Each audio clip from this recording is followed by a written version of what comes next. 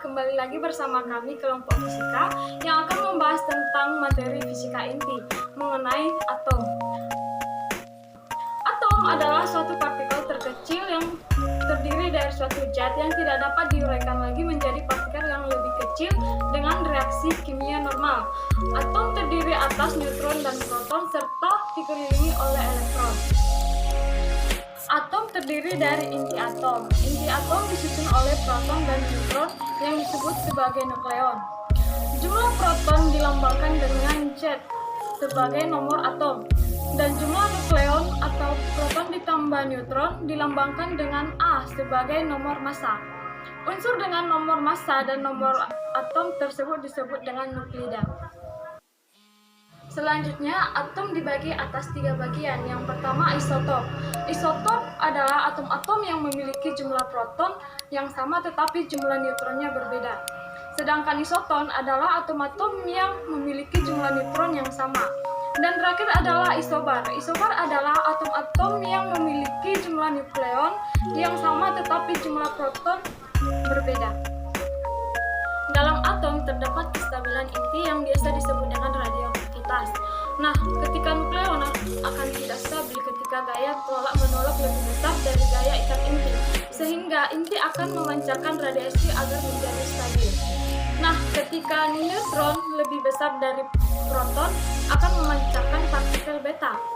Neutron lebih besar dari proton atau lebih besar dari 83 akan memancarkan partikel alfa. Dan neutron lebih kecil dari proton akan memancarkan positron. Nah, mengapa inti atom stabil? Inti atom stabil karena di dalam inti terjadi gaya elektrostatik tolak-menolak antar proton dan gaya ikat inti.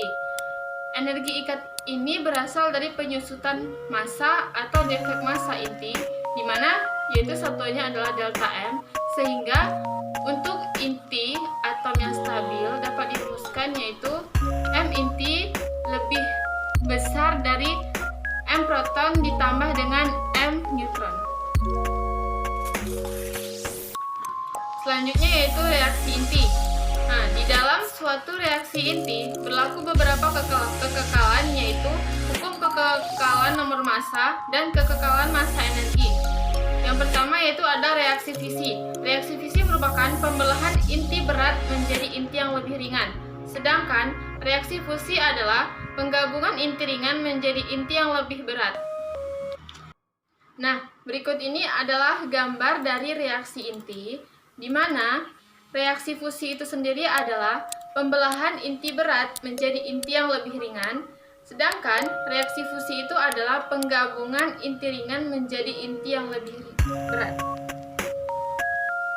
Nah, untuk rumus energi ikat inti yaitu energi ikat sama dengan delta M dikali C kuadrat, di mana satuannya adalah joule, dapat dilihat pada gambar berikut ini.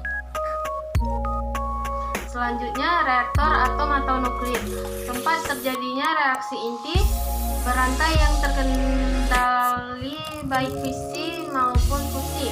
Bagian-bagian reaktor nuklir ada bahan bakarnya adalah uranium 235 yang terdapat di inti atau reaktor. Kemudian ada moderator berupa air dingin yang berguna untuk memperlambat laju neutron. Kemudian ada batang kendali berguna untuk mengendalikan jumlah neutron. Kemudian ada perisai beton atau shielding berguna untuk menahan radiasi dari reaktor. Kemudian ada energi radiasi. Radiasi terjadi karena inti yang tidak stabil, sehingga inti memancarkan energi radiasi agar menjadi stabil. Adapun rumusnya adalah E radiasi sama dengan N kali E fisi, di mana N adalah jumlah partikel, M adalah massa per kilogram, Na sama dengan bilangan Avogadro, di mana bernilai 6,0,2 kali 10 pangkat 23 partikel atau mol. Kemudian ada pelurahan atau disintegrasi. Waktu paruh T1/2 adalah waktu yang diperlukan bahan radioaktif untuk meluruh menjadi setengah dari semula.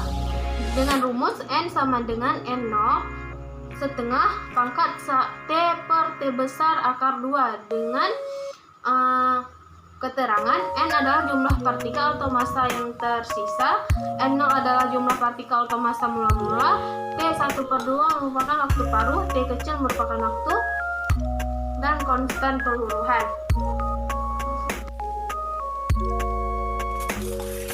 Cukup sekian besar penjelasan dari kami.